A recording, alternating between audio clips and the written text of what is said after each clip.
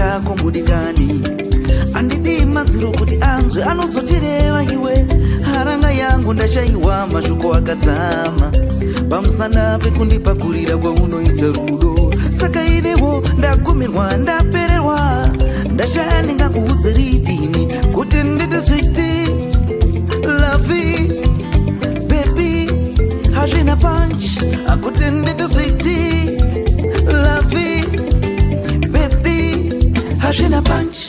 Saka ndiwe pomfo rangu ndiwe pomfo ndiwe pomfo rangu ndiwe pomfo iwe pomfo rangu ndiwe pomfo ndiwe pomfo rangu pomfimpo pomfo pomfo pomfo pompimpo.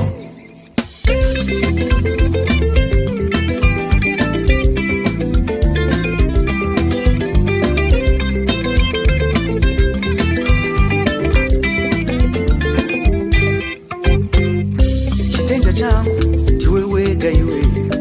Hakuna mumwe angakwanise kukucharika. Mahevi aunondiratiza mazuva ose anondisiya kana ndisina nere muromo. Saka iniwo ndagumirwa ndapererwa. Ndashaya ndingakuudze ripini kuti nditi sweetie lovey baby hazvina punch. Aiwa saka ndiwe pomfo rangu ndiwe pomfo ndiwe pomfo rangu ndiwe pomfo ndiwe pomfo rangu ndiwe pomfo iwe pomfo